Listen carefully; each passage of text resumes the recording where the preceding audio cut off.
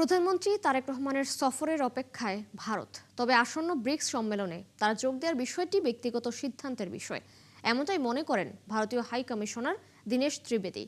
ঢাকায় দায়িত্ব নেওয়ার পর বুধবার প্রথমবারের মতো পররাষ্ট্র মন্ত্রণালয়ে এসে সাংবাদিকদের এমনটাই জানিয়েছেন তিনি। ত্রিবেদীর মতে আলোচনার মাধ্যমে সমাধান সম্ভব নয় এমন কোনো বিষয় নেই। রিপোর্ট সুফিয়ান ফারাবির। প্রথমবারের মতো পররাষ্ট্র মন্ত্রণালয়ে ভারতীয় হাইকমিশনার দীনেশ ত্রিবেদী বৈঠক করেন পররাষ্ট্রমন্ত্রী খলিলুর রহমান ও প্রতিমন্ত্রী শামা ওবায়দের সঙ্গে। প্রায় ঘণ্টাব্যাপী চলা সৌজন্য সাক্ষাৎ শেষে বেরিয়ে সাংবাদিকদের মুখোমুখি হন ভারতীয় হাইকমিশনার। জানান, মন্ত্রী ও প্রতিমন্ত্রীর সঙ্গে আলোচনা হয়েছে হৃদ্যতাপূর্ণ। মিটিংটা খুবই ভালো হয়েছে and I am looking forward for a relation which is absolutely the foundation of which is the mutual benefit from people to people. প্রধানমন্ত্রী তারেক রহমানকে আসন্ন ব্রিক্স সম্মেলনে যোগ দিতে আমন্ত্রণ জানিয়েছে দিল্লি। ত্রিবেদী জানান, বৈঠকে এ বিষয়ে আলোচনা না হলেও প্রধানমন্ত্রীর সফর দুদেশের সম্পর্ক এগিয়ে নেবে। The prerogative of the Honorable Prime Minister, and of course from our side I can tell you for sure that we are anxiously waiting for the Honorable Prime Minister of Bangladesh for a visit to India, and I'm sure in the near future it will happen. We are very hopeful and we are all looking forward to that. ভারতের সঙ্গে গঙ্গা চুক্তির মেয়াদ শেষ হচ্ছে এই ডিসেম্বরেই। এর মেয়াদ বাড়ানো বা নতুন চুক্তির দিকে এখন নজর ঢাকার। ত্রিবেদীর মতে আলোচনার মাধ্যমে সমাধান হবে না এমন কোনো বিষয় নেই। There is no problem which cannot be sorted out with the mutual understanding. Ultimately at the end of the day it is people. From people to people, whatever is beneficial to both the democracies and the... high commissioner বিশ্বাস করেন, দুদেশের মানুষের সঙ্গে মানুষের সম্পর্কই দ্বিপাক্ষিক সম্পর্কের মূল চালিকা শক্তি। I'm looking forward to everything which is positive, and I can tell you we had a great meeting with lot of positivity. Sufian Farabi, ৭১, Dhaka. পারস্পরিক স্বার্থ, সার্বভৌমত্ব, সমতাকে সামনে রেখে বাংলাদেশ ভারত সম্পর্ক পুনরুদ্ধারে একমত হয়েছে দুই দেশ, এমন মন্তব্য করেছেন পররাষ্ট্রমন্ত্রী খলিলুর রহমান। বুধবার বিকেলে সাংবাদিকদের সঙ্গে আলাপে তিনি এমন মন্তব্য করেন।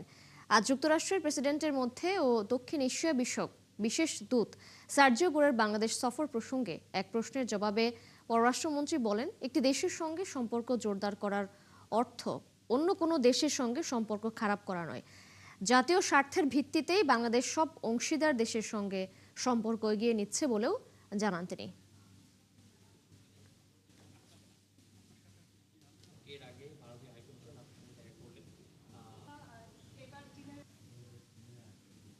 কূটনৈতিক রীতি অনুযায়ী এটা ছিল একটা সৌজন্য সাক্ষাৎকার, আর বিশেষ ইস্যুগুলিতে কথা বলবার সময় তো পড়েই আছে। সার্বভৌম সমতার ভিত্তিতে আমরা এগিয়ে নিয়ে যাব এই বিষয়ে আমরা একমত পোষণ করি। কারোর সঙ্গে সম্পর্ক উন্নয়ন মানে এই নয় যে আরেকজনের সঙ্গে সম্পর্ক অবনতি হচ্ছে। চীনের সঙ্গে আমাদের একটা অত্যন্ত ভালো সফর হয়েছে। ভবিষ্যতে যদি ভারতে আমাদের প্রধানমন্ত্রী যান, আমরা আশা করব সেই সফরটিও অত্যন্ত ভালো হোক। এবং এই যে মিস্টার গোর আসবেন, আমার সঙ্গে সেক্রেটারি অফ স্টেটের রুবিও সাহেবের সঙ্গে দেখা হয়েছে। এগুলো হচ্ছে এই ইন্টারাকশনগুলোর মাধ্যমে আমরা সম্পর্ক এগিয়ে নিতে চাচ্ছি। সরকার বিরোধী দলের মত প্রকাশে বাধা দিচ্ছে বলে অভিযোগ করেছেন এনসিপির আহ্বায়ক নাহিদ ইসলাম। বুধবার হবিগঞ্জের কামাইছড়া এলাকায় পুলিশ এনসিপির গাড়িবহর আটকে দিলে ঢাকা সিলেট মহাসড়কে অবস্থান নিয়ে তিনি কথা বলেন।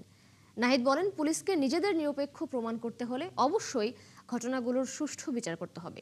এ সময় সরকার প্রশাসনকে দিয়ে দলীয় এজেন্ডা বাস্তবায়ন করছে বলে অভিযোগ করেন দলটির উত্তর অঞ্চলের মুখ্য সমন্বয়ক সার্জিস আলম।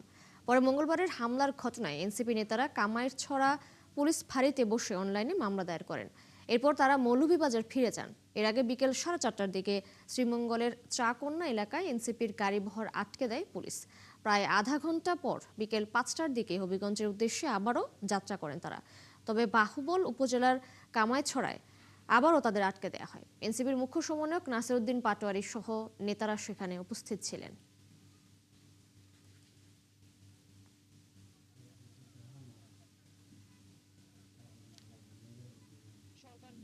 বিরোধী দলের সাথে ট্রিটমেন্ট করে, অপোজিশনকে মত প্রকাশের অধিকার যেখানে সংকুচিত হয়ে যাচ্ছে, এটা আজকে প্রতীয়মান হচ্ছে। আমরা পুলিশকে বলবো, এখানে এসপি ছিলেন, আমরা বলবো যে পুলিশ যদি তার নিরপেক্ষতা প্রমাণ করতে চায়, ধরে রাখতে চায়, পুলিশের যেই শেখ হাসিনার সময় যে দলীয়করণ, সেখান থেকে তাদের ইমেজ যদি উদ্ধার করতে চায়, তাহলে অবশ্যই এই ঘটনার যথাযথ বিচার হতে হবে, দ্রুত সময়ের মধ্যে, আজকে রাতের মধ্যে গ্রেফতার করতে হবে, আসামিদের কোনোভাবে যাতে পালিয়ে যেতে না পারে। যেটা বুঝতে বিন্দুমাত্র বাকি নাই, যেখানে বিএনপি সরকার, এখানকার দলীয় এমপি সবাই মিলে প্রশাসনকে তাদের দলীয় এজেন্ডা বাস্তবায়ন করাচ্ছে। এবং সর্বশেষ তারা এখানে চারপাশ দিয়ে ছাত্রদল, যুবদল, তারপর বিএনপির বিভিন্ন ধরনের, আমরা ওই দিক থেকে স্লোগান শুনছি। আমাদেরকে অনেকে এখানে বাইরে আছে এসে বলছেন যে সশস্ত্র ভাবে তারা ওইখানে দাঁড়িয়ে আছে। দর্শক, এনসিপির কর্মসূচির সবশেষ খবর জানাতে মৌলভীবাজার থেকে আমাদের সাথে যুক্ত হচ্ছেন সহকর্মী আহমেদ ফারুক মিল্লাত। মিল্লাত, আজ শহরের পরিস্থিতি কেমন দেখতে পাচ্ছেন? এনসিপি নেতারা কোথায় অবস্থান করছেন এখন? এবং আমরা জানি আজ তাদের সিলেটের গোপালগঞ্জ যাওয়ার কথা রয়েছে, এর আগে তাদের কোনো কর্মসূচি রয়েছে কিনা জানাবেন।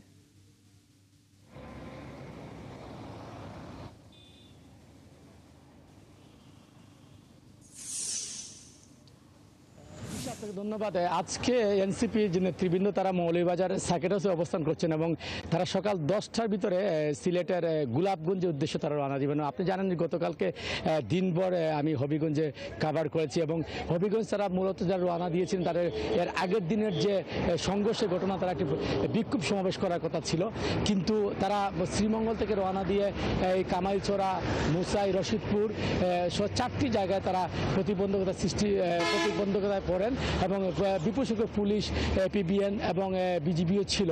তারা যেটা জানিয়েছেন সেটি হচ্ছে তাদের নিরাপত্তার স্বার্থে, যেহেতু 144 ধারা হবিগঞ্জে জারি করা হয়েছিল গতকালকে এবং উভয় দল এনসিপি এবং ছাত্রদল, পৌর বিএনপি এবং যুবদল তারা যেহেতু কর্মসূচি ডেকেছিলেন, ফলে নিরাপত্তার স্বার্থে মূলত কালকে কাউকেই হবিগঞ্জে কোনো প্রোগ্রাম করতে দেওয়া হয়নি। এবং সর্বশেষ নাহিদ ইসলাম এবং সার্জিস আলম তারা যেটা বলেছে সেটি হচ্ছে যে বিগত ফ্যাসিস্ট সরকারের মতোই বর্তমান সরকার আচরণ করছে এবং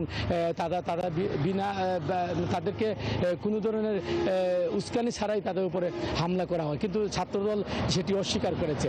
এবং সর্বশেষ কামাইছড়া বাহুবল উপজেলার সেখানে থানায় তারা নাহিদ ইসলামের নেতৃত্বে 5 সদস্যের একটি দল যান এবং সেখানে তারা এই যে হবিগঞ্জের ছাত্রদলের সভাপতি 111 জনের নাম উল্লেখ করে এবং 100 জনকে অজ্ঞাত দিয়ে তারা একটি মামলা দায়ের করেন এবং তারা যেটি বলছেন যে তাদেরকে গ্রেফতার করতে হবে। এদিকে সর্বশেষ হবিগঞ্জের যে পরিস্থিতি, যে খবর নিয়েছে, হবিগঞ্জের পরিস্থিতি শহরে শান্ত রয়েছে এবং কোথাও কোনো অপ্রীতিকর ঘটনা নাই এবং গতকালকে পুলিশ মোতায়েন ছিল। আজকে মৌলভীবাজার সার্কিট হাউস থেকে তারা হয়তো সকাল 10টার দিকে তারা সার্কিট হাউস থেকে সিলেটের গোপালগঞ্জের গোলাপগঞ্জের উদ্দেশ্যে তারা রওনা দেবেন। সেখানে সিলেটের প্রায় 3 থেকে 4টি উপজেলায় তাদের এনসিপির কর্মসূচি রয়েছে জুলাই পদযাত্রায়। এই ছিল তিশা মৌলভীবাজার থেকে সর্বশেষ। মিল্লাত, ধন্যবাদ আপনাকে যুক্ত হবার জন্য। দর্শক, এনসিপির আজকের কর্মসূচির খবরাখবর নিয়ে যুক্ত ছিলেন আমাদের সহকর্মী আহমেদ ফারুক মিল্লাত। তৈরি পোশাক রপ্তানিতে ভিয়েতনামের কাছে অবস্থান হারিয়েছে বাংলাদেশ। এখন বাংলাদেশের অবস্থান তৃতীয় আর দ্বিতীয় অবস্থানে উঠে এসেছে প্রতিদ্বন্দ্বী ভিয়েতনাম। উদ্যোক্তারা বলছেন শিল্পে নিরবিচ্ছিন্ন জ্বালানি সরবরাহ আর অবকাঠামো উন্নয়ন করলে আগের অবস্থানে ফেরা সম্ভব। জাহিদুল ইসলামের প্রতিবেদন। ঢাকার অদূরে রূপগঞ্জের এই টেক্সটাইল মিলের 5টি বয়লার চালাতে প্রয়োজন অন্তত 10 PSI চাপের গ্যাস। পাওয়া যাচ্ছে 1 PSI, ফলে বন্ধ 3টি বয়লার। বয়লারের স্টিম বা বাষ্প দিয়ে চলে কারখানাটির 14টি ডাইং মেশিন। প্রয়োজনীয় স্টিম না পাওয়ায় 11টি বন্ধ। 10 PSI রিকোয়ারমেন্ট, বাট আমরা গত 21 তারিখ থেকে দুপুরের পর থেকে পাচ্ছি হলো মাত্র 1 PSI। কখনো কখনো সেটা জিরোতেও চলে যায়। বয়লারে গ্যাস খুব কম পাচ্ছে। টোটাল প্রোডাকশন থেকে প্রায় 75% প্রোডাকশন আমাদের লেস হচ্ছে। টেক্সটাইল মিলটির মানব সম্পদ কর্মকর্তা বলছেন উৎপাদন কমার প্রভাব পড়েছে রপ্তানিতে।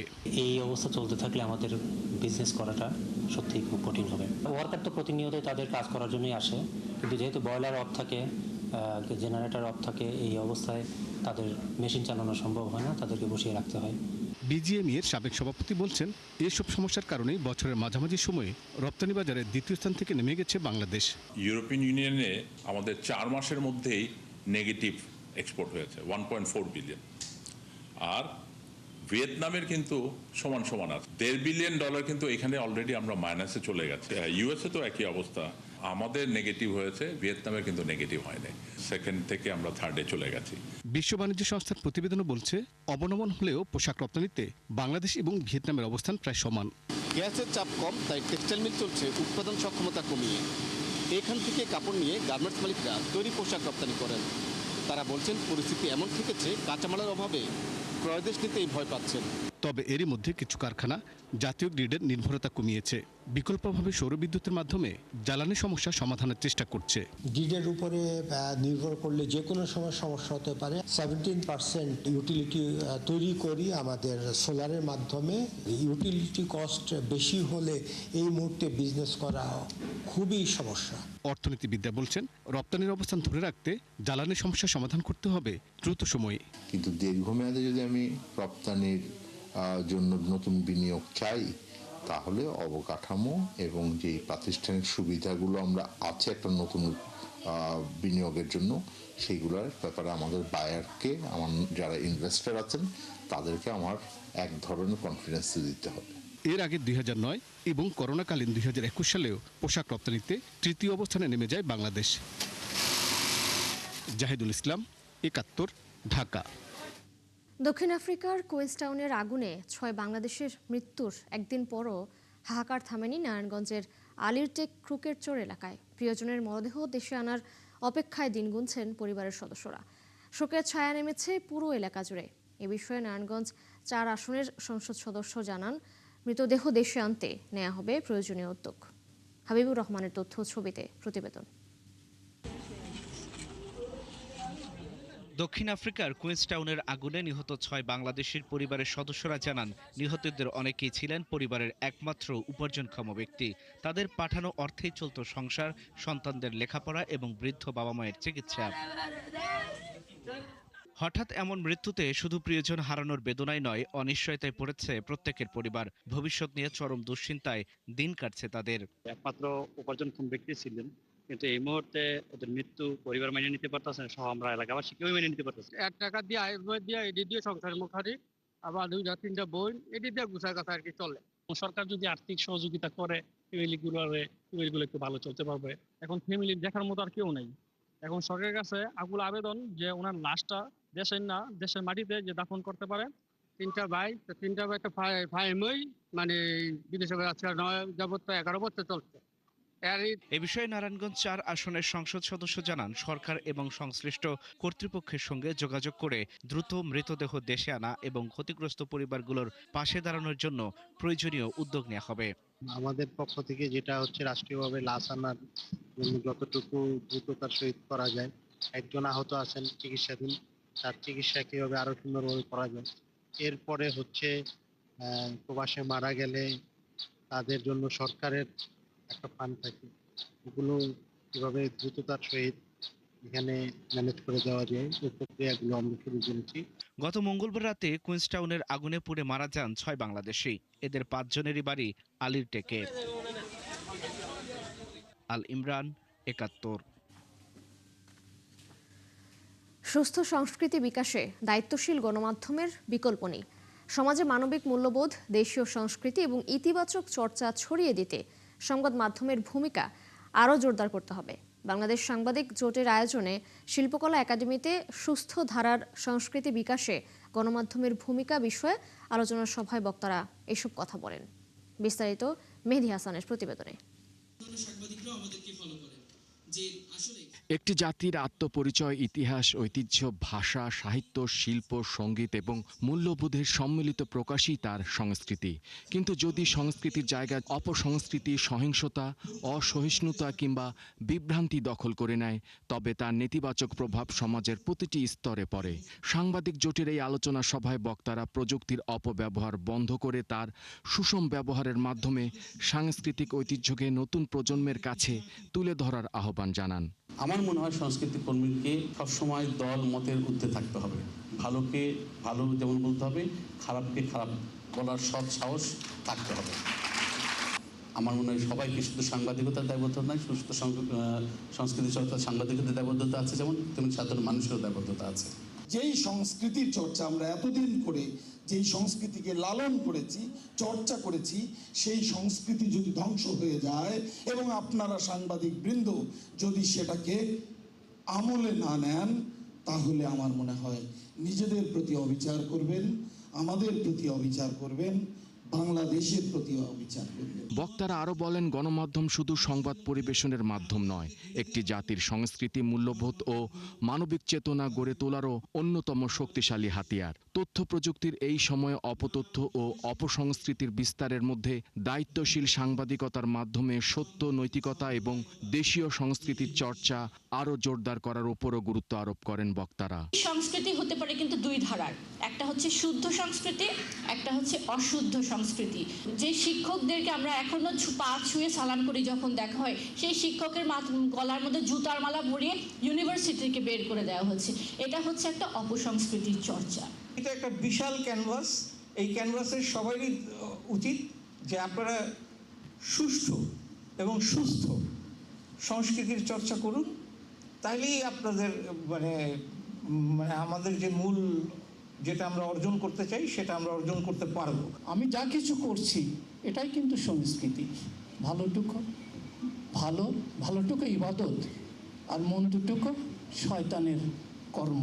আলোচনা সভায় মূল প্রবন্ধ উপস্থাপন করেন সাংবাদিক জোটের প্রতিষ্ঠাতা সভাপতি মনিরুজ্জামান। সভায় দেশীয় নাটক, চলচ্চিত্র, সঙ্গীত, লোকজ ঐতিহ্য এবং নতুন প্রজন্মের সৃজনশীল উদ্যোগকে গণমাধ্যমে আরও বেশি আনার আহ্বান জানান তারা। আলোচনা শেষে মাটি সাংস্কৃতিক গোষ্ঠীর পরিবেশনায় গান, নৃত্য ও আবৃত্তিতে মুখর হয়ে ওঠে শিল্পকলা একাডেমির মিলনায়তন। এমন উদ্যোগ সুস্থ সংস্কৃতির বিকাশে গণমাধ্যম ও সাংস্কৃতিক অঙ্গনের মধ্যে আরও কার্যকর সেতুবন্ধন তৈরি করবে বলে আশাবাদ আয়োজকদের। মেহেদী হাসান, ৭১, ঢাকা।